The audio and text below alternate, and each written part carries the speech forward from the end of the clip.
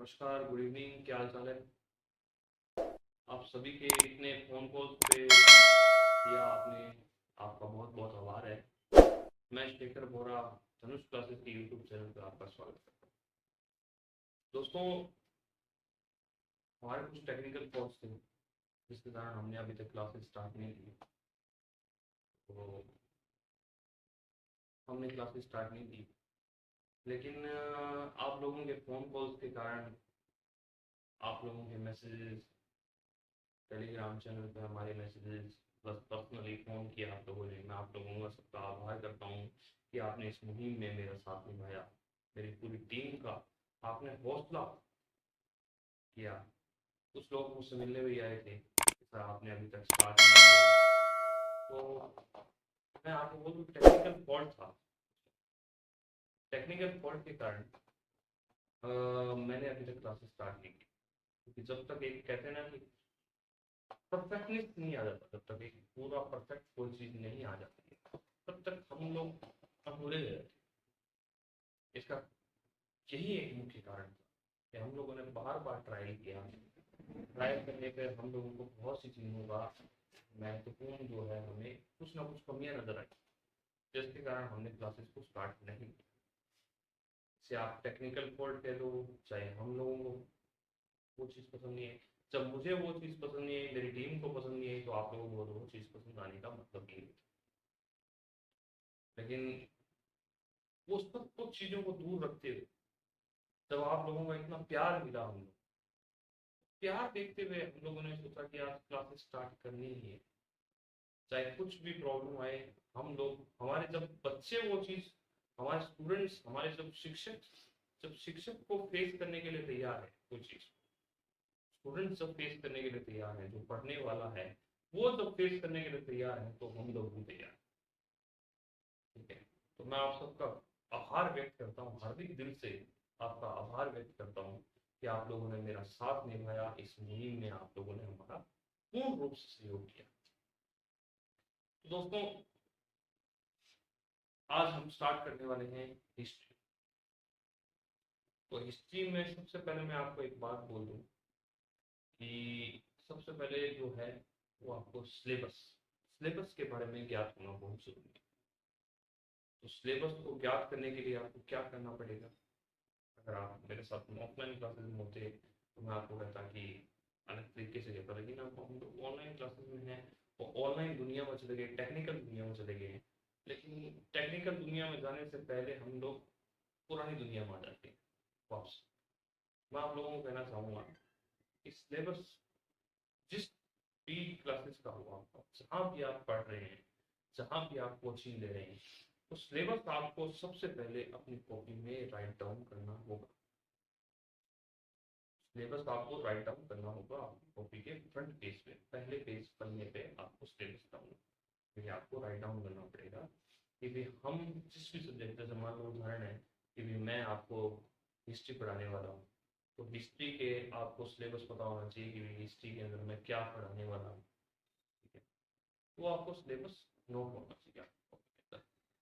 Syllabus note होने के बाद में आपको अ, उसका प्रिंट आउट निकाल के आप जिस रूम में रहते हैं, जिस कमरे में आप पढ़ाई कर रहे हैं, स्टडी रूम में आपके सामने होना चाहिए।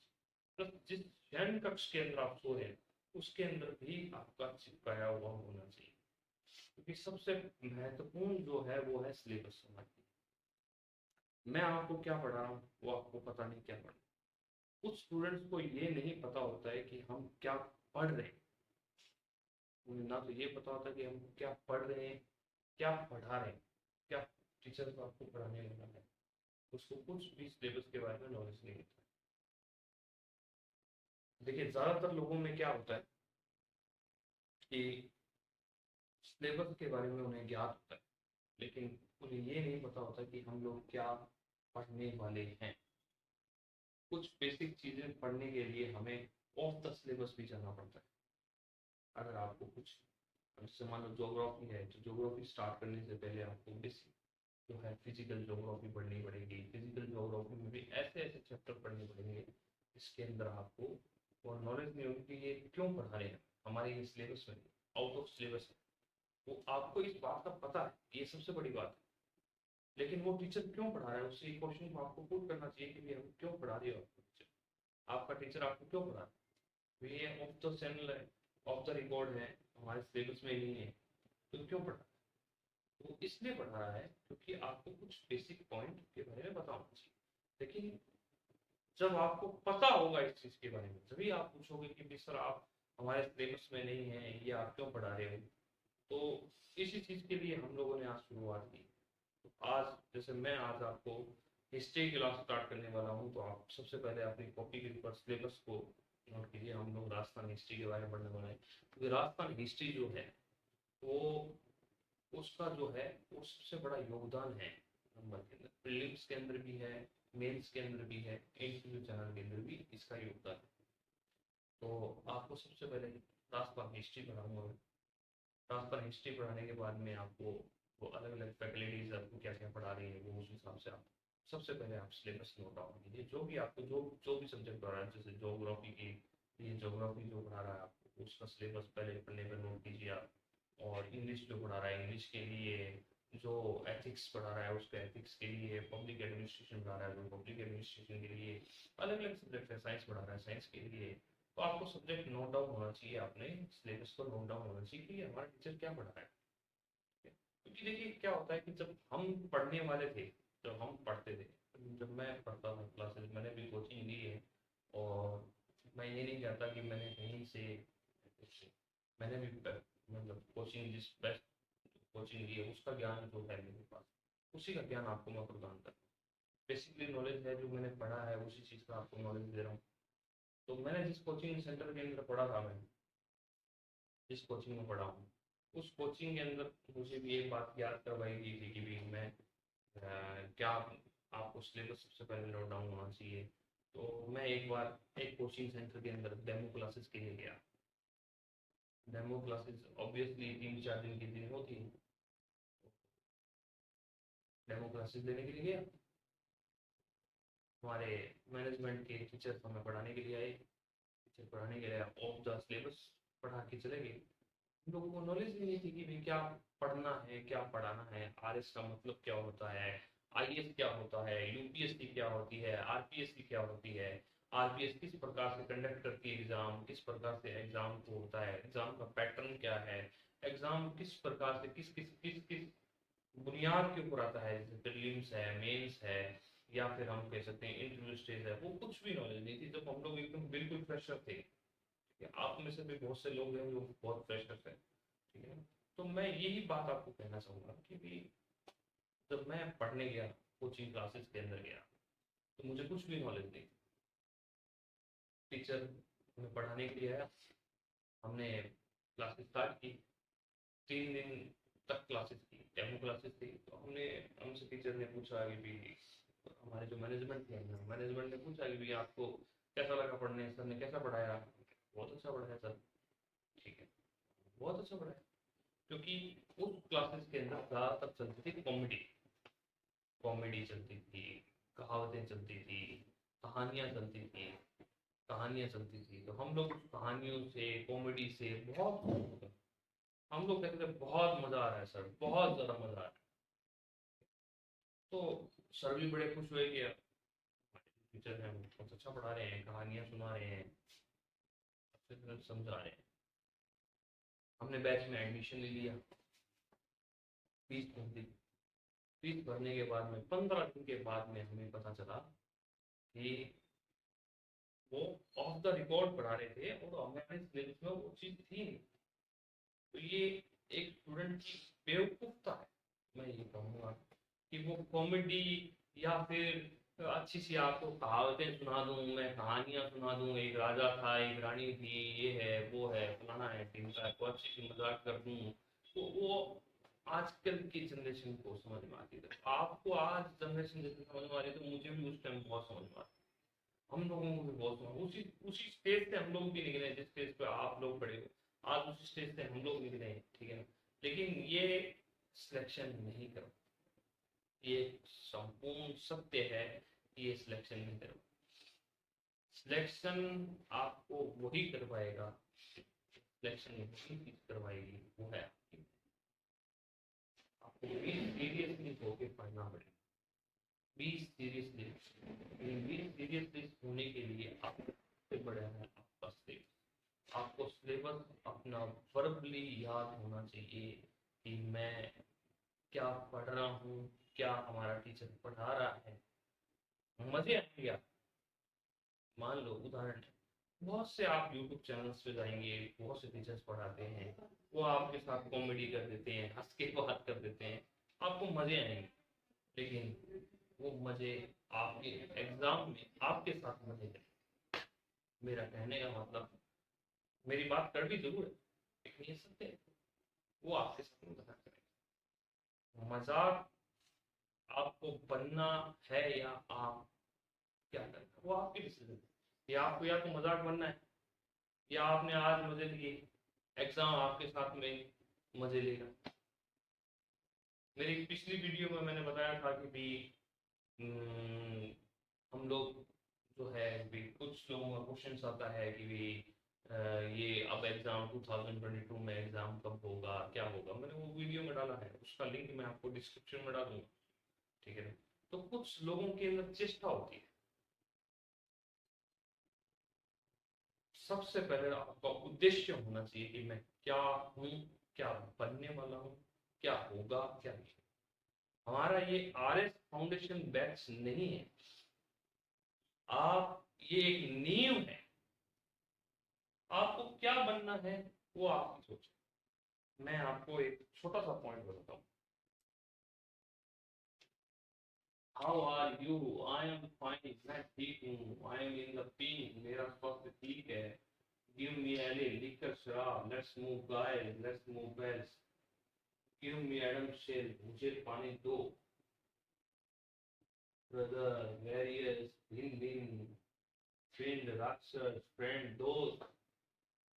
मुझे ऐसा लगता है कि आपकी आज इंग्लिश की क्लासेस स्टार्ट हुई। एक चीज मैं आपको कहना चाहता हूँ, सबसे पहले बात सुनिए। हमारी ऑनलाइन क्लासेस नहीं होगी, हमारी रिकॉर्डेड क्लासेस मिलेंगी आपको। तो मुझे ये लगता है कि ये आपकी इंग्लिश की रिकॉर्डेड क्लासेस आज स्टार्ट हो चुकी है। सर ने आपकी रिकॉर्डेड क्लासेस दी है, उसी चीज के लिए आपकी ये मेरे को लगता है कि आज दिया है। तो ब्रदर्स को क्या कहते हैं? सगे भाई, भाई। और प्रिजन को कहते हैं समाज के बंधु। ये आपकी रिवीजन भी हो रही है साथ में। वेरियस और वेरी को भिन्न भिन्न, वेरी गुड। फ्रेंड्स को कहते हैं दोस्त, और फ्रेंड्स को कहते हैं राक्षस। आई एम इन द पिंक, मेरा स्वास्थ्य ठीक है। Very good. तो कोई ऐसा तो व्यक्ति नहीं है ना जो 8 बजे के बाद में स्टडी नहीं करता है। कृपया 8 बजे के बाद वाले व्यक्ति जो हैं वो अलग से क्लासेस देख सकते हैं, रिकॉर्डेड क्लासेस होती है उनके लिए। क्योंकि हमारे सबसे बड़ी एक बात बता देता हूँ आपको, कभी भी रिकॉर्डेड क्लासेस चल सकती है। क्योंकि जिस प्रकार से आप स्टूडेंट हैं उस प्रकार से मैं भी एक स्टूडेंट हूँ, ठीक है। तो मैं ये नहीं कहूँगा कि मैं आपका अध्यापक हूँ, मैं भी आपकी तरह एक स्टूडेंट हूँ। मेरी एक पहल है, मेरे दिमाग में आई थी जो चीज़ है, मैंने आई शुरुआत की। हम लोगों की टीम सारी जितनी भी है वो सब पढ़ने वाले, सब स्टूडेंट्स हैं, ठीक है। तो जिस प्रकार से हमने हमारे लिए फील किया, उसी प्रकार से हमने ये मुहिम चालू की, ठीक है। आप एक बात को बिल्कुल ध्यान में रखिएगा कि ये शुरुआत सिर्फ आप लोगों के लिए की गई है। हमारे लिए जितना अहमियत रखती है मुहिम, उतने ही आप लोगों के लिए अहमियत रखनी चाहिए। मेरा यही एक मोटिव है, मेरी टीम का यही एक मोटिव है। गिव मी एडम से means in Hindi, give me Adam's, मुझे पानी दो। How are you? मैंने आपसे पूछा ही नहीं हाउ आर यू, आप कैसे हो?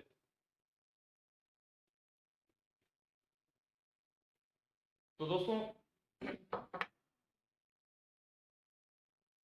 मैं आपको एक बात बोलूं। देखिए, कुछ कोचिंग सेंटर्स वाले क्या करते हैं, कॉमेडी सुनाते हैं तो स्टूडेंट चलते हैं, टीचर चलता है। कॉमेडी सुनाता है वो टीचर चलता है इतना। और कॉमेडी सुनने के बाद में उसके कितने लाइकर्स हो जाते हैं। और कुछ जो पढ़ाने वाले टीचर्स होंगे आप, वो चलेगा आपसे, लेकिन स्टूडेंट चलेगा।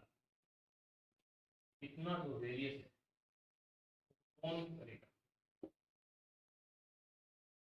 इतना जो वेरियस है उसको आप समझिए कि भी कॉमेडी है। यहाँ सर ने की कॉमेडी और आपने आपने हंसे, आप हंसे, ठीक है, आप हंसे, आपको एंजॉय आया, सर की वीडियो को आपने बार बार देखा, ठीक है। और एक टीचर आपको पढ़ाने वाला है जो यूट्यूब पे आपको पूर्ण रूप से 100% शिक्षा अपना ज्ञान दे रहा है, लेकिन आप क्या करेंगे, उसकी एक बार वीडियो देखेंगे, उसके बाद में वो आउट हो जाएगा। क्या हमारा कॉमेडी सुनने का मकसद या पढ़ने का मकसद? थोड़ी सी आपके ऊपर कि आपको क्या करना। मेरा फर्ज है या मैं भी आपको फंसाने की कोशिश करूंगा, क्योंकि ट्रेंड ही आपका इस प्रकार से, ट्रेंड ही आज का इस प्रकार से है कि जो सबसे ज्यादा जो कॉमेडी करता है, कहावतें सुनाता है, कहानियां सुनाता है, कहानियां एग्जाम में नहीं पूछी, कॉमेडी एग्जाम में नहीं पूछी। लेकिन हाँ, मैं इतना आपको एक बात का आपको विश्वास दिला सकता हूँ कि मैं जो पढ़ाऊंगा वो आपको बेहतरीन और एक शॉर्ट फॉर्म में पढ़ा। एक चीज की और आपको एक महत्वपूर्ण बात बता दूं, मैं ये गारंटी नहीं लेता कि आपको 100% RAS के अंदर सिलेक्शन करवा, मैं करवा दूं या मेरी टीम करवा दे या कोई भी टीचर करवा दे, तो आपको बेवकूफ होना है। मैं आपको ये जरूर गारंटी देता हूँ, ये जरूर विश्वास दिलाता हूँ कि जो मैं पढ़ाऊंगा वो इन द रिकॉर्ड होंगे और 100% फैक्ट्स होंगे। आप किसी भी कोचिंग या बुक्स में से उठाएंगे वो 100% फैक्ट होंगे। अच्छा, दूसरा क्वेश्चन एक पूछा जाता है स्टूडेंट्स के मन में, दिमाग में होता है कि भी आप कौन सी बुक प्रेफरेंस करोगे? मैं कोई भी बुक प्रेफरेंस नहीं करूंगा, मैं एक ही बुक प्रेफरेंस करूंगा, वो है एनसीईआरटी। एनसीईआरटी के अंदर मैं एनसीईआरटी से ही अपने नोट्स बनाता हूँ, और कुछ बुक्स जो है, जो रेफरेंस बुक्स रखता हूँ मैं, तो रेफरेंस बुक्स होंगी उसी में से आपको नोट्स बना के, उसी में से मैं आपको प्रोवाइड करवाऊंगा अपनी ज्ञान की। तो मेरी सबसे बड़ी बात ये है कि आप सबसे पहले तो हमारी क्लासेस देखिए, विश्वास जमाइए, अपने दिल में वो चीज का विश्वास जागृत कीजिए जिस विश्वास से हम लोगों ने ये स्टार्ट किया है। उस विश्वास को एक बार आप 15 से 20 दिन एक बार क्लासेस को देखिए और उनको शेयर कीजिए। ये मेरा पहला मोटिव रहेगा। आपसे मैं कोई फीस नहीं ले रहा, हमारी कोई भी इंस्टीट्यूट, आप चाहे, हम लोग ऑफलाइन बैच भी हम लोग जल्दी स्टार्ट करने वाले हैं, ठीक है ना, उसमें भी कोई फीस नहीं होगी आपकी, ठीक है ना।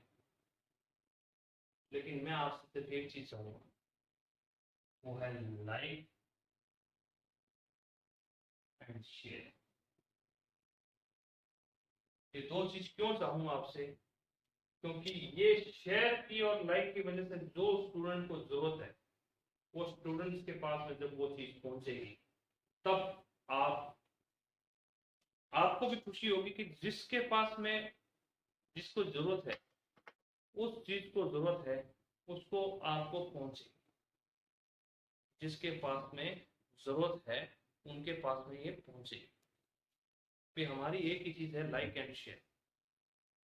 और लाइक एंड शेयर का ये इसलिए बताया जा रहा है आपको कि भी आपको ये, हम लोगों को ये लाइक एंड शेयर इसलिए नहीं चाहिए कि हमें कोई भी, हमें एडवर्टाइजमेंट चाहिए या फिर हमें कोई भी कोई भाई लोकप्रियता चाहिए।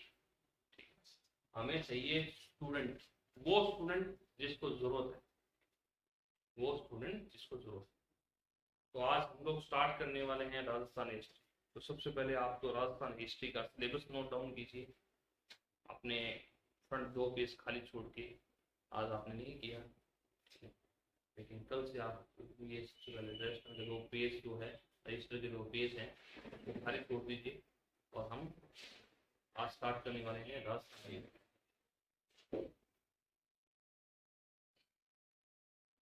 नोट डाउन कीजिए राजस्थान हिस्ट्री अपनी कॉपी में।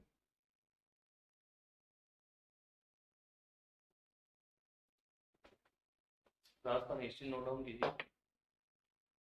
राजस्थान का इतिहास। तो एक बात बोल देता हूं मैं आपको,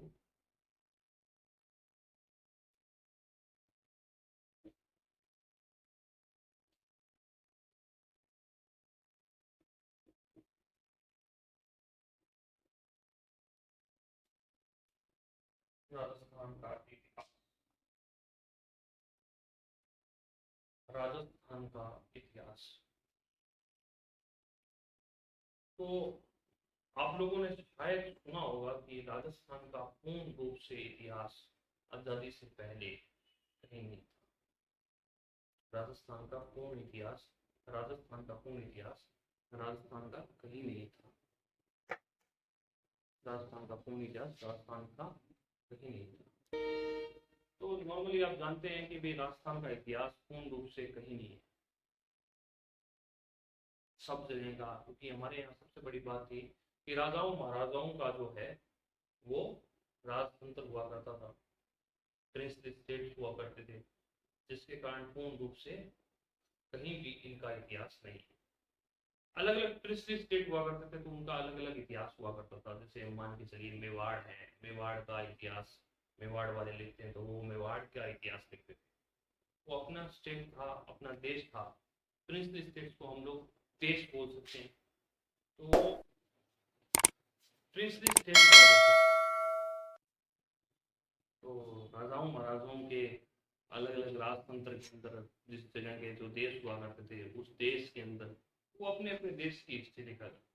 जैसे कहते हैं कि मेवाड़, मेवाड़ वालों ने अपनी मेवाड़ की हिस्ट्री लिखी, जैसलमेर वालों ने जैसलमेर की हिस्ट्री लिखी, मारवाड़ वालों ने मारवाड़ की हिस्ट्री लिखी। सब ने अपनी अपनी हिस्ट्री।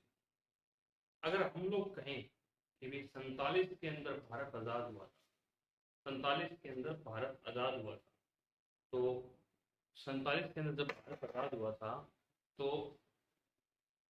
हम लोग 47 के बाद में क्या हिस्ट्री लिखेंगे। 67 के अंदर हमारा युद्ध हुआ था चाइना के साथ, तो चाइना की हिस्ट्री लिखेंगे।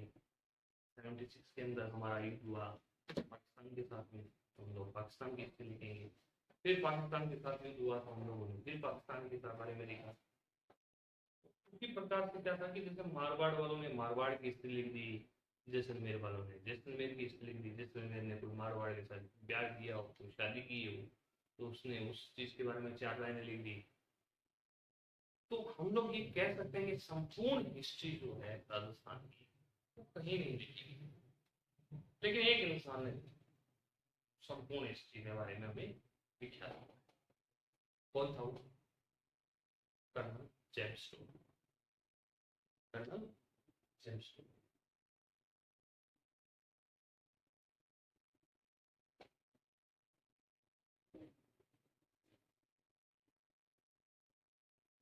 Colonel James Tod. ये कर्नल जेम्स टोड जो है इसे हम राजस्थान का फादर भी कह सकते हैं। इसी भाषा में अगर अपने कहें इसको राजस्थान का फादर भी कह सकते हैं, राजस्थान का जनक भी कह सकते हैं। कर्नल जेम्स टोड ने राजस्थान की पूरी हिस्ट्री, राजस्थान की पूरी हिस्ट्री। कर्नल जेम्स टोड जो थे जिसने पूर्ण राजस्थान की हिस्ट्री लिखी गई। अब आपने सुना होगा कि भी मुगलों का राज हुआ करता था। मुगलों के राजतंत्र के अंदर क्या हुआ करता था कि भाई कोई एक राजा बनता और उसके बाद में उसका दूसरा राज्य तंत्र ले लेता, तंत्र को ग्रहण कर लेता, कब्जा कर लेता, जंग होती है। तो हम लोग ये बात, कर्नल जेम्स टोड ने इन सभी तथ्यों को जोड़कर एक बात की। कर्नल जेम्स टोड क्या? कर्नल जेम्स टोड एक पॉलिटिकल एजेंट, स्कॉटलैंड से आया। स्कॉटलैंड से आया, आने के बाद में वो एक पॉलिटिकल एजेंट था। राजस्थान में क्या था कि सभी लोग शांति प्रिय, शांति प्रिय का मतलब वो युद्ध युद्ध से दापे हुए थे। साफ बात तो आपको कहूं कि युद्ध से दापे हुए थे।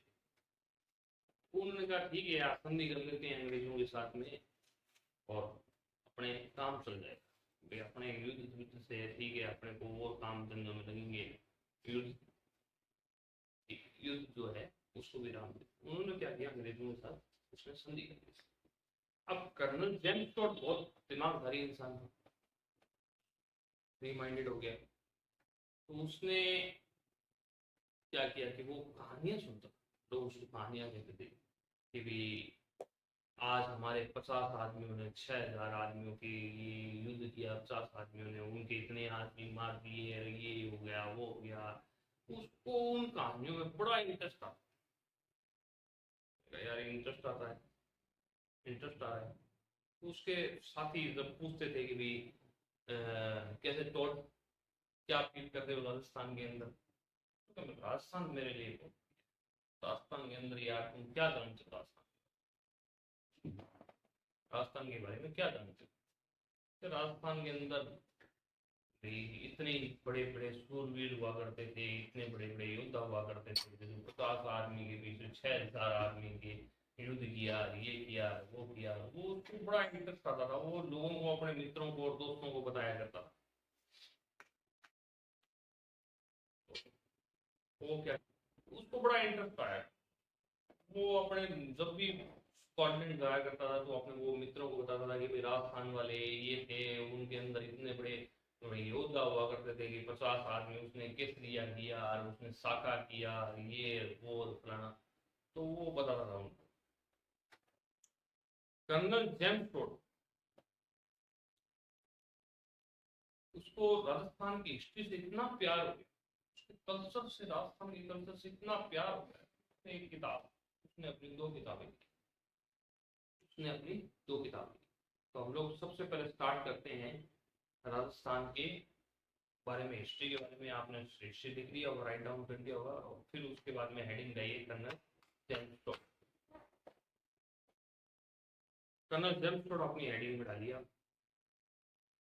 तो सबसे पहले देखते हैं कर्नल जेम्स टोड कहाँ का निवासी था। कर्नल जेम्स टोड कहाँ का निवासी था। देखिए हमारे पास में कोई डिजिटल बोर्ड तो है नहीं, और जब तक आपका आशीर्वाद रहा, आपका सहयोग रहा, तो ये डिजिटल। एक बात जरूर कहना चाहूँ, सबसे पहले एक बात कहना चाहूँ इसको स्टार्ट करने से पहले, कि मैं एक बात कहना, कैमरा हमेशा सूरत तो दिखाता ही दिखाता है, कैमरा हमेशा सूरत दिखाता है, लेकिन कैमरे के पीछे जो सीरत होती है वो दिखाना बहुत मुश्किल। आपने सुना होगा फिल्म स्टार्स, शाहरुख खान, सलमान खान, रणवीर कपूर, वो क्या बोलते हैं, सब एक्टर को हैं, वो अपनी फिल्म डायरेक्शन दिखाते हैं, फिल्म को दिखाते हैं, लेकिन कभी आपने ये नहीं सोचा कि वो डायरेक्टर कैमरे के सामने कभी नहीं आता। क्यों नहीं आता, फिल्म को डायरेक्ट करता है, फिल्म को डायरेक्ट करता है, तो क्यों नहीं आता, क्योंकि उसके पास में वो हुनर नहीं, उसके पास में वो हुनर नहीं। तो जिसके पास में जो हुनर हो वो सीख। अब 5 मिनट के लिए कोई इंसान कमेंट करता है, जो आदमी कमेंट गलत कर रहा है कि भाई ये ऐसा क्यों हुआ, ये है वो है, फलाना ढिमकाना, वो कमेंट करता है, वो बिल्कुल गलत कमेंट कर रहा है। वो 5 मिनट के बीच, 5 मिनट के लिए कैमरे के सामने आके देखे, अगर 5 मिनट के लिए कैमरे के, अगर जिसके पास में अगर ज्ञान नहीं हो तो आप उसके कपड़े फाड़ दो, जिसके पास में ज्ञान नहीं हो आप उसके कपड़े फाड़ दो। तो कमेंट जो करें आप, वो प्रोत्साहन देने के लिए कमेंट करें, उसको डिमोरलाइज करने के लिए मत कमेंट करें। मेरी सिर्फ ये रिक्वेस्ट थी, इसीलिए ये बात पूरी थी मैंने। तो सबसे पहले बात करते हैं कर्नल जेम्स टोड के बारे में। तो हम क्या, कहाँ थे कर्नल जेम्स टोड के बारे में। कर्नल जेम्स टोड कहाँ का रहने वाला था, राइट डाउन कीजिए। Colonel James Tod, colonel James Tod Scotland का रहने वाला था। कर्नल जेम्स टोड स्कॉटलैंड का रहने वाला था। यह एक पॉलिटिकल एजेंट, बनकर राजस्थान में आया था, पॉलिटिकल एजेंट बनकर राजस्थान में आया था। कर्नल जेम्स टोड स्कॉटलैंड का रहने वाला था। कर्नल जेम्स टोड स्कॉटलैंड का रहने वाला था। यह राजस्थान में पॉलिटिकल एजेंट था। यह राजस्थान में पॉलिटिकल एजेंट था। अब कर्नल जेम्स टोड को जब इतिहास के बारे में जब इंटरेस्ट आने लगा तो उसने क्या किया कि एक गुरु बनाया। उसके गुरु का क्या नाम था? यति ज्ञानचंद।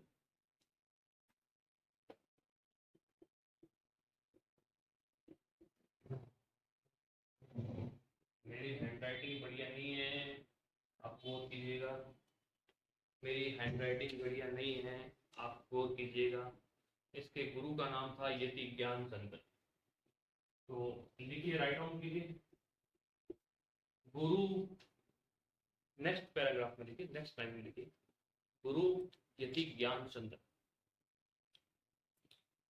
गुरु यति ज्ञानचंद। गुरु यति ज्ञानचंद। तो कर्नल जेम्स टोड को हम क्या कहते हैं? राजस्थान का इतिहास का जनक भी कहा जाता है। कर्नल जेम्स टोड को राजस्थान के इतिहास का जनक भी कहा जाता है। कर्नल जेम्स टोड को, तीसरा पॉइंट लिखिए, इसे राजस्थान के इतिहास का जनक भी कहा जाता है। इसे राजस्थान का इतिहास का जनक भी कहा जाता है। इसे राजस्थान का इतिहास का जनक भी कहा जाता है। अब तीसरा पॉइंट, इसका तीसरा पॉइंट हो गया। चौथा पॉइंट लिखिए, इसे हमारे प्रदेश के लिए, इसे हमारे प्रदेश के लिए, इसे हमारे प्रदेश के लिए, इसे हमारे प्रदेश के लिए, इसे हमारे प्रदेश के लिए, इसे हमारे प्रदेश के लिए राजस्थान या राजस्थान का, राजस्थान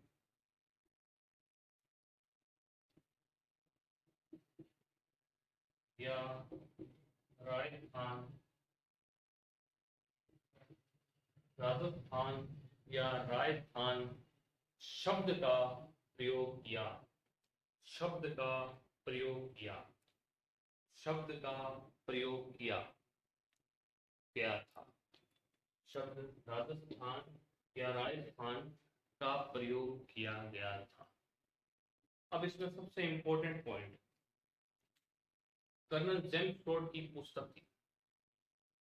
वो पुस्तक एग्जाम में काफी बार पूछी गई है। आप प्रीवियस ईयर के क्वेश्चन देखेंगे तो उसमें ये पुस्तक के बारे में लिखा गया है। तो हम पुस्तक को राइट डाउन करते हैं। कर्नल जेम्स टोड की हेडिंग लगी, कर्नल जेम्स टोड की पुस्तक, कर्नल जेम्स टोड की पुस्तक, पुस्तक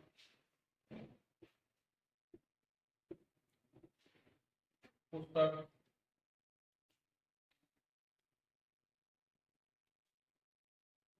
पुस्तक कौन सी पुस्तक लिखेगी? Annals and antiquities of Rajasthan, annals and antiquities of Rajasthan, annals and antiquities of Rajasthan, annals and antiquities of Rajasthan, annals and antiquities of Rajasthan, annals and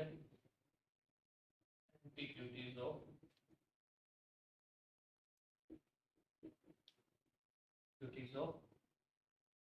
Rajasthan.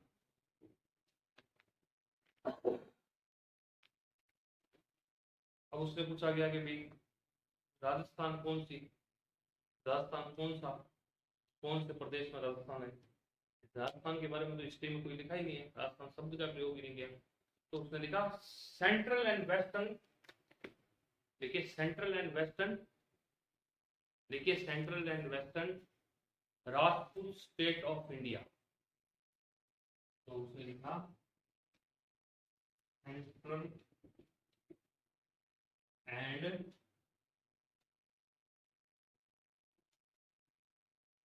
Western Rajput state of India. ये पहली पुस्तक है। जब annuals and antiquities of Rajasthan, Rajasthan के बारे में पूछा गया कि राजस्थान है कौन सा, तब उसने इसका विवरण दिया कि सेंट्रल एंड वेस्टर्न, सेंट्रल का मतलब मध्य और पश्चिम, राजपूत स्टेट ऑफ इंडिया, यानी राजपूतों का जो स्टेट है उसका विवरण के बारे में लिखा गया। तो ये है central and western Rajput state of India. Central and western Rajput state of India, तो उन्होंने बताया, जैसे इससे पूछा गया कि annuals and antiquities of Rajasthan क्या है, तो उसने बताया गया कि सेंट्रल और western Rajput state of India है, ठीक है ना, राजपूत स्टेट के वो इन राजस्थान है। तो सबसे पहले जो हमारा कर्नल जेम्स टोड ने है, इसने अपनी पुस्तक के अंदर राजस्थान शब्द का प्रयोग किया, ठीक है। ये हमारे लिए इंपॉर्टेंट क्वेश्चन है, इसको इंपॉर्टेंट कर लीजिएगा कि सबसे पहले राजस्थान का नाम बनाने वाले, राजस्थान का नाम, राजस्थान के किस ने राजस्थान शब्द का प्रयोग किया, तो कर्नल जेम्स। अब इसकी दूसरी पुस्तक है, दूसरी पुस्तक लिखिए ट्रेवल्स इन वेस्टर्न इंडिया। दूसरी पुस्तक लिखिए travels in western India.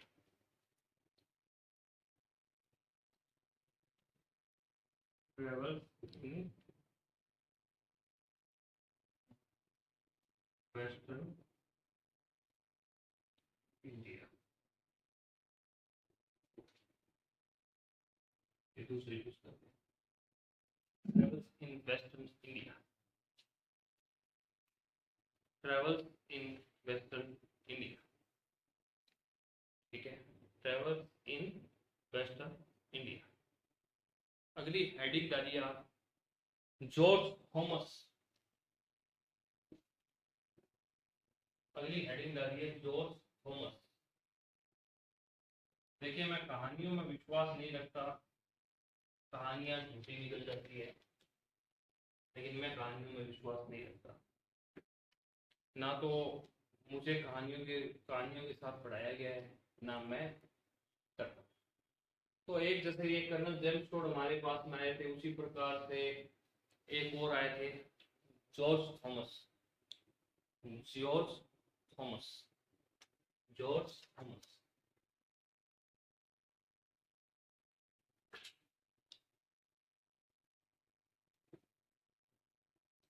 Heading डालिए जॉर्ज थॉमस की, जॉर्ज थॉमस। यह भी आयरलैंड से आए, ये भी आयरलैंड से आया। ये क्या था, हमारे, आप जानते होंगे शायद, ईस्टर्न इंडिया कंपनी, ये उसके अंदर जॉब करने के लिए आए थे, बट इन्हें जॉब नहीं मिली उस कंपनी में। तो ये क्या है कि ये जो है, ये भी जॉब करने आए थे। सबसे पहले आप एक लाइन लिखिए, सबसे पहले लिखिए ये आयरलैंड में रहने वाला था, यह आयरलैंड में रहने वाला था, यह आयरलैंड में रहने वाला था, यह आयरलैंड में रहने वाला था।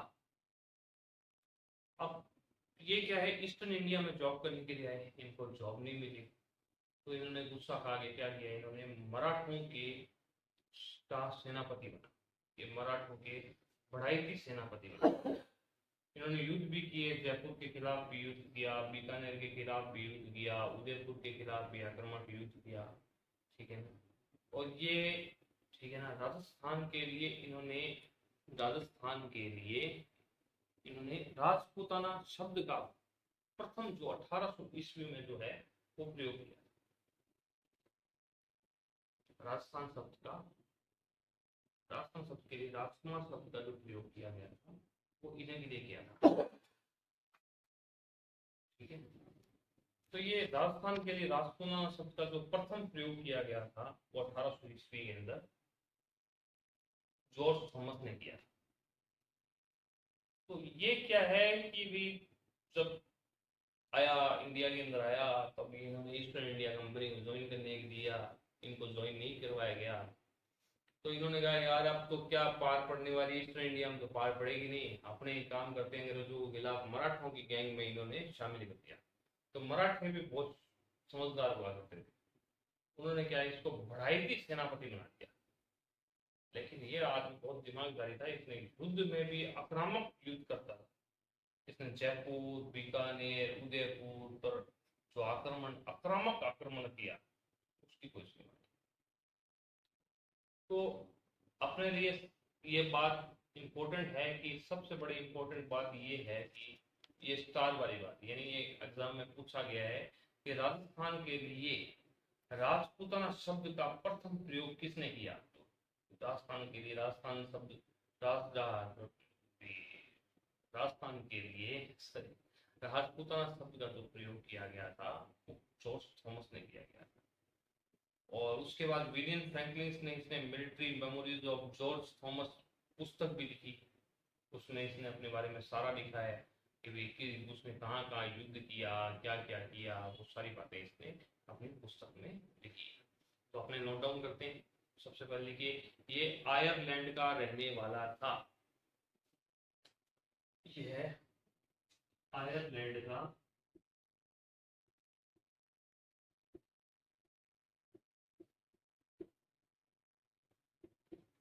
रहने वाला था। यह आयरलैंड के रहने वाला था। पहला पॉइंट है, यह आयरलैंड के रहने वाला था। यह मराठों का बढ़ाई सेनापति था। यह मराठों का बढ़ाई सेनापति था। यह मराठों का बढ़ाई सेनापति था। तीसरा लिखिए, इसने जयपुर, बीकानेर, उदयपुर पर आक्रमण किया। इसने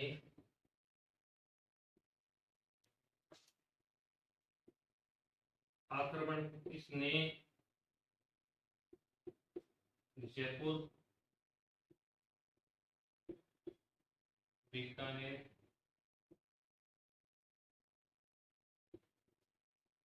इसने जयपुर, बीकानेर तथा उदयपुर पे आक्रमण किया।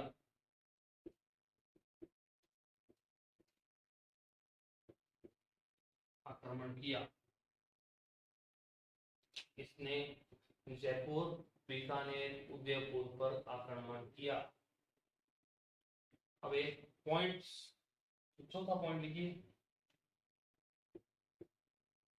चौथा पॉइंट डालिए, इसने राजस्थान के लिए राजपूताना शब्द का प्रयोग किया।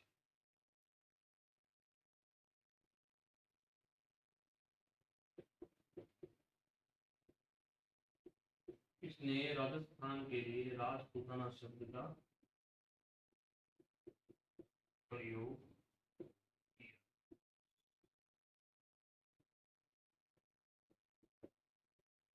इसने राजस्थान के लिए राजपूताना शब्द का प्रयोग किया था। इसने राजस्थान के लिए राजपूताना शब्द का प्रयोग किया था। पांचवा पॉइंट लिखिए भाई, इसकी पुस्तक के बारे में लिखिए। इसकी पुस्तक का नाम लिखिए, विलियम फ्रैंकलिन ने military memories of George Thomas पुस्तक लिखी। विलियम फ्रैंकलिन ने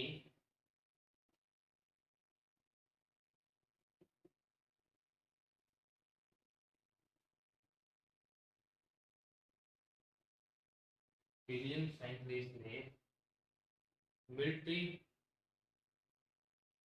military memories of George Thomas पुस्तक लिखी।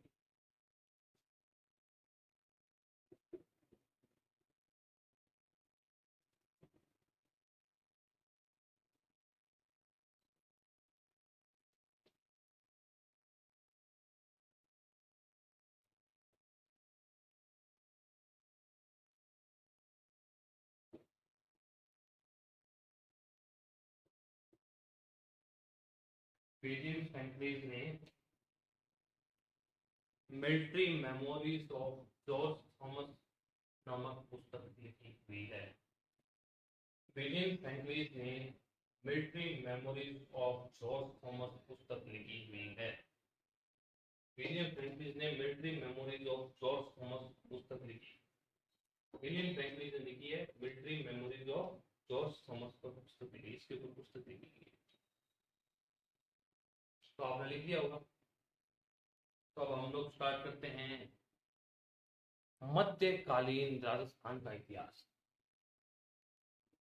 मध्य आप हेडिंग डालिए, मध्यकालीन राजस्थान का इतिहास। मध्यकालीन राजस्थान का इतिहास। मध्यकालीन राजस्थान का इतिहास।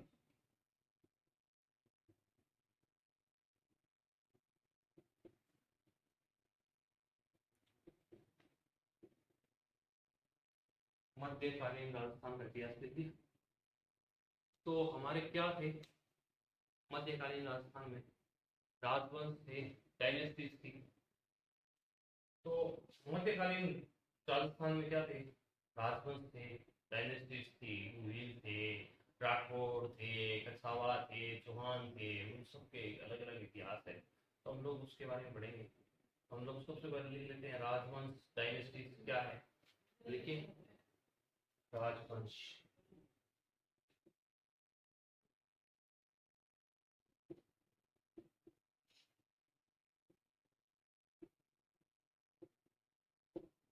लिखिए डायनेस्टीज। ठीक है, सबसे पहले लिखिए एक नंबर डालिए गोहिल सिसोदिया।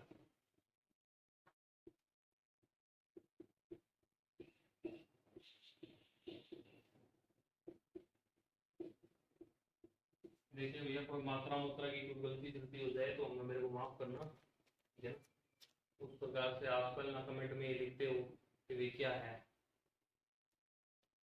तो आप प्लीज इस बात को बुरा मत मानिए। कहीं राजस्थान की गलती हो तो आप उसको इग्नोर कीजिएगा, ठीक है। तो ये गोहिल और सिसोदिया दो राजवंश हुआ करते थे, ठीक है ना। इनके बारे में हम लोग पढ़ेंगे, ठीक। तो हम लोग गोहिल और सिसोदिया के बारे में पढ़ेंगे, ठीक है ना। दूसरा क्या है हमारा? राठौड़। लिखिए राठौड़।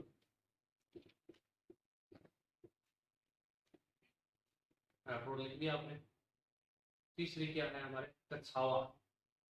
कछावा।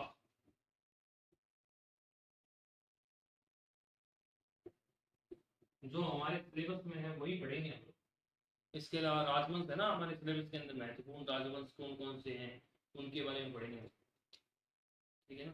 तीसरा लिखिए कछावा, चौथा लिखिए चौहान,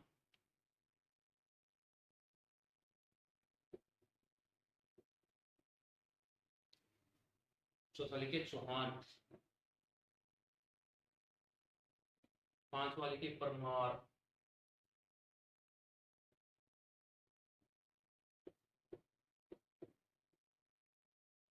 पांचवा लिखिए परमार, पांचवा लिखिए परमार, ठीक है। छठा लिखिए प्रतिहार,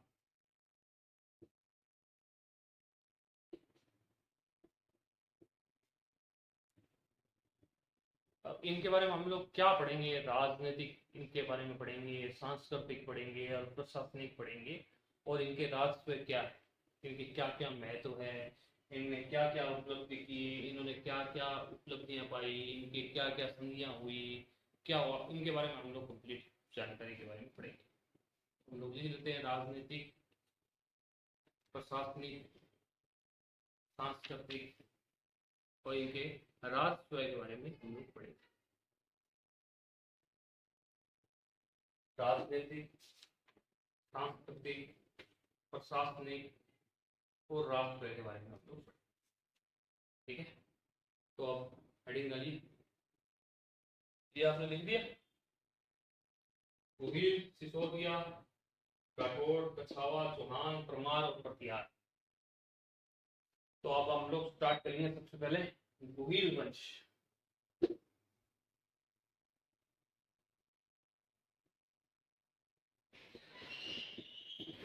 हम लोग स्टार्ट करेंगे गोहिल वंश, गोहिल डायनेस्टी, गोहिल डायनेस्टी। तो गोहिल डायनेस्टी की जो सबसे पहले स्थापना हुई थी वो 566 ईडी में हुई थी। तो इनकी गोहिल जो है, इनके हमें कहा गोहिलों की कहाँ अभिलेख मिलता है, सबसे पहले अभिलेख गोहिल सामोली का अभिलेख मिलता है 646 ईस्वी में।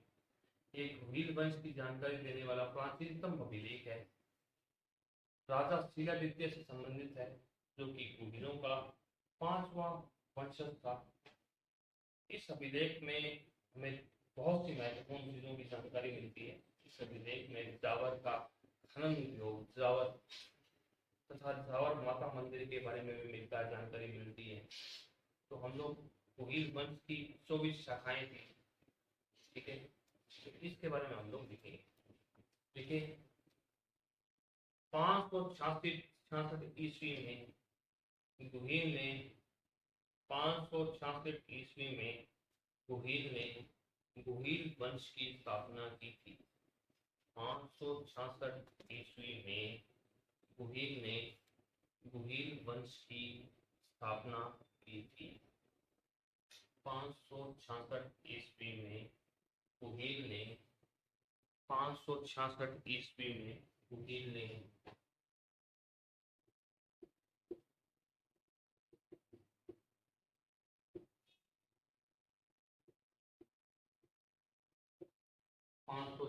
ईस्वी में गोहिल ने गोहिल वंश की स्थापना की। अब ये हमें कहाँ मिलता है, इसका हमें प्रमाण कहाँ मिलता है, तो इसका हमें प्रमाण मिलता है सामोली के अभिलेख। इसका प्रमाण कहाँ मिलता है,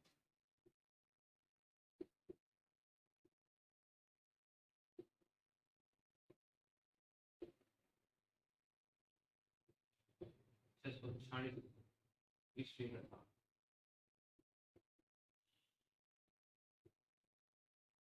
सामोली का अभिलेख देखिए, सामोली का अभिलेख 628 ईस्वी। यह गोहिल वंश की यह अभिलेख, सामोली का अभिलेख के अंदर देखिए आप, यह अभिलेख गोहिल वंश की जानकारी देने वाला प्राचीनतम अभिलेख है। यह गोहिल वंश की जानकारी देने वाला प्राचीनतम अभिलेख है। यह गोहिल वंश की जानकारी देने वाला प्राचीनतम अभिलेख है। यह गोहिल वंश की जानकारी देने वाला प्राचीनतम अभिलेख है।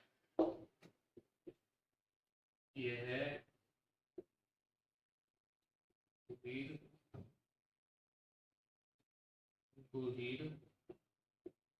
वंश की जानकारी देने वाला प्राचीनतम अभिलेख है।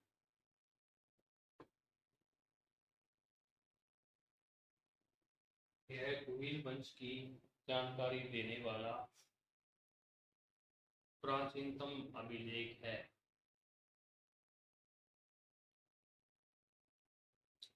दूसरा पॉइंट लिखिए, दूसरा पॉइंट लिखिए, यह राजा शिलादित्य से संबंधित है। यह राजा शिलादित्य से संबंधित है। यह राजा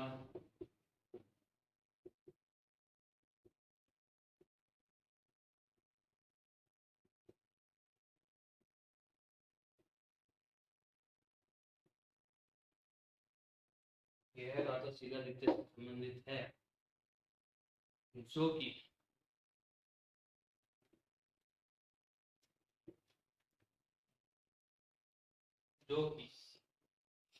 गुहिल वंश का 5वां वंशज था। जो कि गुहिलों का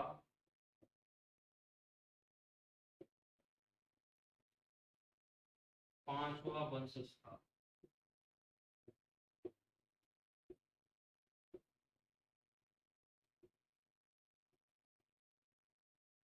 जो कि गुहिलों का 5वां वंशज था। अब तीसरा पॉइंट लिखिए, अब तीसरा पॉइंट लिखिए, लिख लिया आपने। एक पहला पॉइंट तो ये गुहिल वंश की जानकारी देने वाला प्राचीनतम अभिलेख था। दूसरा शिलादित्य से संबंधित, जो कि गुहिलों का 5वां वंशज था। ठीक है ना, तो ये दोनों पॉइंट लिख दिए आपने। ठीक है ना, तो अब तीसरा पॉइंट लिखिए हम लोग।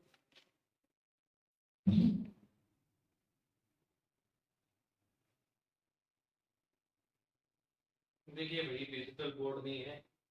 डिजिटल बोर्ड दिलाने के लिए आप लोगों को थोड़ा सा सहयोग करो आप। ठीक है ना, हमें लाइक कीजिए ताकि हम लोग आपको वो डिजिटलाइजेशन करके दें। ठीक है ना, तो हम लोग आपसे वोट नहीं मांग रहे, लेकिन हम लोग क्या कह रहे हैं कि आप लोग साथ दोगे तो हम लोग आज इस मुकाम पर पहुंचे हैं। तो हो सकता है कि आप लोगों के साथ से हम लोग इससे भी आगे मुकाम पर पहुंचे।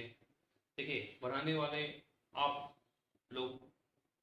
ठीक है ना सर, तो मैं ये चाहता हूँ कि आप जितना प्यार आप हमें देंगे वो हमारे लिए सबसे बढ़िया।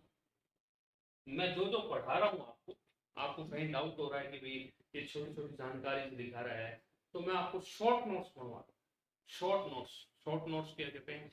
हाँ, आप ये बात पूछो कि इनमें से क्वेश्चंस में नहीं पूछा गया है या इनमें से ये हमारे आउट ऑफ सिलेबस है, तो आप मुझे कमेंट कर सकते हैं, आप मेरे टेलीग्राम चैनल पे पूछ सकते हैं। ठीक है ना सर, मैं आपको बहुत शॉर्ट तरीके से पढ़ा रहा हूँ। बहुत जो हमारे लिए जरूरत है आरएस के लिए, जो हमारे आरएस के सिलेबस में जरूरी है, जो चीज, वही चीज पढ़ा रहा हूँ मैं। इसके अलावा मैं आपको एक्स्ट्रा और नहीं कुछ भी नहीं पढ़ाना चाहता। ठीक है ना सर, तो मैं आपको जो पढ़ाना चाहता हूँ वो आप उस पर गौर कीजिए। अगर आपको कहीं लगे कि भी नहीं ये आरएस के आउट ऑफ सिलेबस में, तो आप मेरे पास आइए। अगर आप गलत हूँ मैं कहीं भी, तो आपको अदर जो कोचिंग सेंटर्स है, आपको कुछ और पढ़ाया जा रहा है, डिटेल वाइज पढ़ा रहा है, मैं आपको बिल्कुल, मैंने आपको पहले दिन ये बात बोली थी कि मैं बहुत ही आसान तरीके से प्रिपरेशन करेंगे हम लोग। जो पढ़ाऊंगा वो बहुत ही आसान तरीके से पढ़ाऊंगा, और उसके अंदर फैक्ट होंगे, उसके अंदर जो चीजें होंगी वो फैक्ट होंगी। ठीक है ना सर, तो आप मेरी एक बार इस प्रेरणा को, स्रोत को सुनिए, और जो मैं भावनाओं से पढ़ा रहा हूँ आपको, उस भावनाओं से आप पढ़ के देखिए। आपको कहीं भी फर्क नजर आए, एक रत्ती भर का भी फर्क नजर आए, तो आप मुझे कहना। ठीक है, तो तीसरा पॉइंट लिखने वाले थे हम लोग। तीसरा पॉइंट लिखिए, इस अभिलेख से चावल के खनन का उद्योग, इस अभिलेख से चावल के खनन का उद्योग, इस अभिलेख से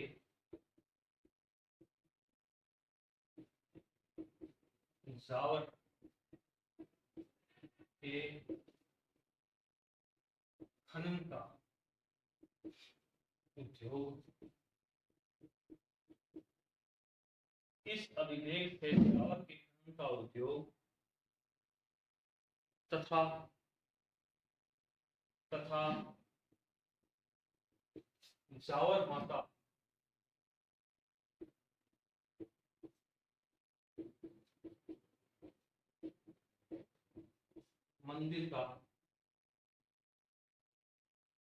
मंदिर की जानकारी मिलती है। मंदिर की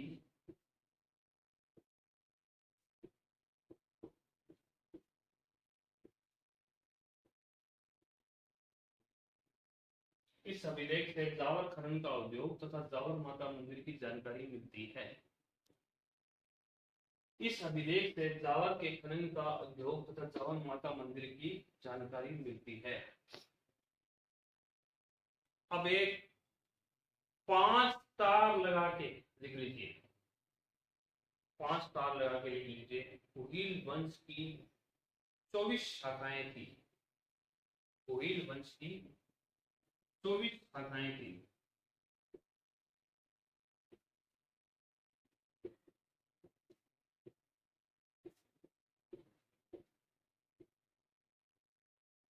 कुहील वंश की 24 शाखाएं थी।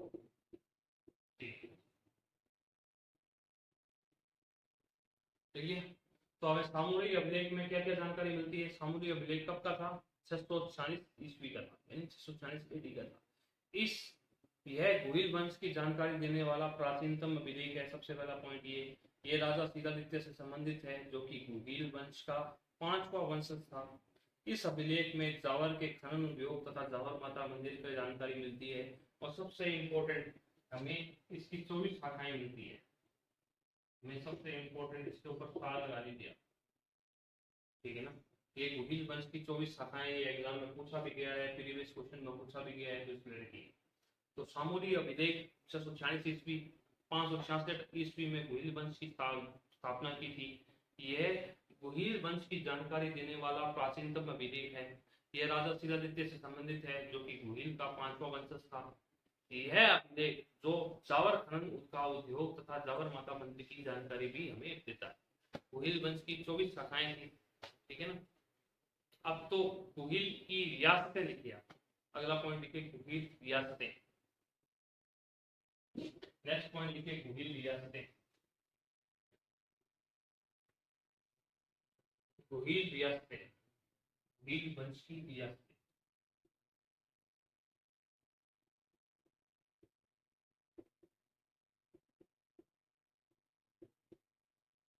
गुहिल रियासतें, तो गुहिल की कौन कौन सी रियासतें थी? तो लिखिए, पहले लिखिए मेवाड़,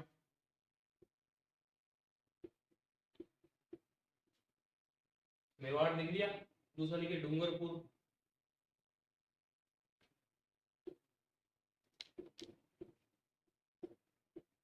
तीसरा लिखिए बांसवाड़ा, तीसरा लिखिए बांसवाड़ा,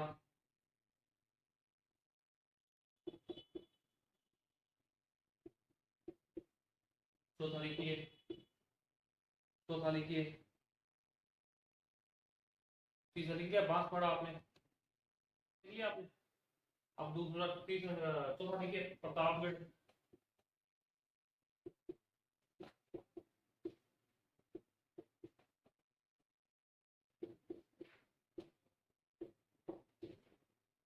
पांचवा लिखिए शाहपुरा।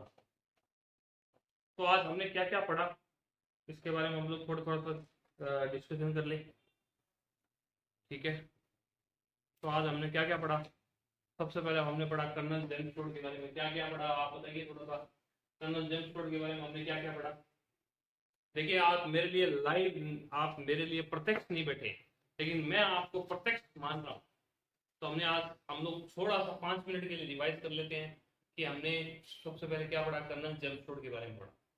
कर्नल जेम्स टोड कहाँ का रहने वाला था? स्कॉटलैंड का रहने वाला था। ये राजस्थान का, राजस्थान में क्या बन के आया था? पॉलिटिकल एजेंट बन के आया था। इसके गुरु का नाम क्या है? यति ज्ञानचंद्र इसके गुरु का नाम है। इसे राजस्थान का क्या कहते हैं? राजस्थान के इतिहास का जनक भी कहा जाता है, ठीक है ना। तो ये इसने राजस्थान को राजस्थान शब्द का प्रयोग किया था, ठीक है ना। इसकी पुस्तक का नाम है annuls and antiquities of Rajasthan.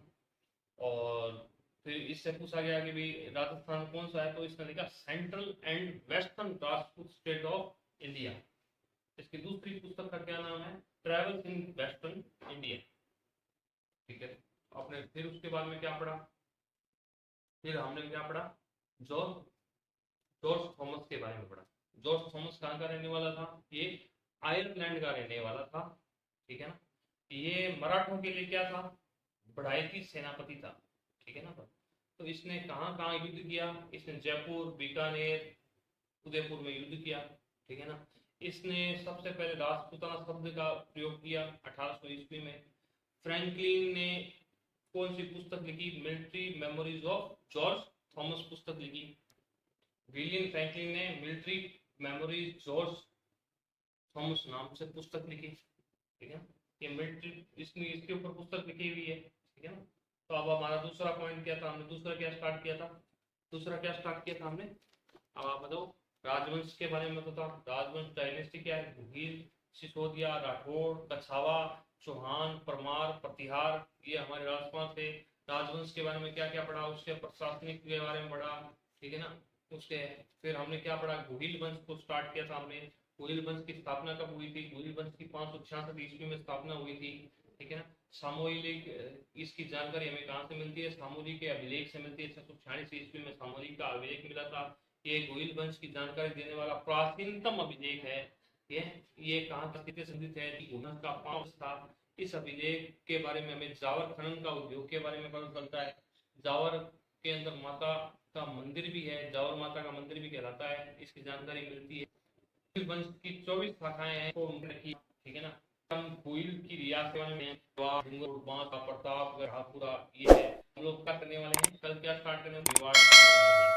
का क्लास के बारे में हम लोग स्टार्ट किए, ठीक है ना। तो आप कल थोड़ा सा रिपीट करके आइए, मैं आपसे ऑनलाइन जरूर पूछूंगा और आप अपने मन में घर बैठे बैठे इसके बारे में करेंगे, ठीक है ना। कि भाई मैंने आपसे पूछा भी कर्नल जेम्स टोड की पुस्तक का क्या नाम है, ठीक है ना। तो ये आप लोगों को ये बताना है, आप इसको राइट डाउन कीजिए, ठीक है ना। और लाइक कीजिए, शेयर कीजिए और कमेंट जरूर कीजिएगा। और कोई भी आपको प्रॉब्लम आए तो आप हमारे टेक्निकल टीम है, उनसे बात कर सकते हैं। उनका नंबर दिया हुआ है, हमारी थ्रू क्लासेस का नंबर हमने टेलीग्राम ग्रुप पे डाला हुआ है। मैं डिस्क्रिप्शन में भी इस नंबर को डलवाऊंगा। तो और भी आपको कोई भी शंका हो, उसके लिए कोई भी चीज़ पूछनी हो तो आप टेलीग्राम चैनल के माध्यम से पूछ सकते हैं। अच्छा, दूसरी नंबर पे एक बात और बता दूं आपको, जो हम लोग पढ़ा रहे हैं वो हम लोग मंडे के दिन टेस्ट दिया करेंगे हम लोग आपका, ठीक है।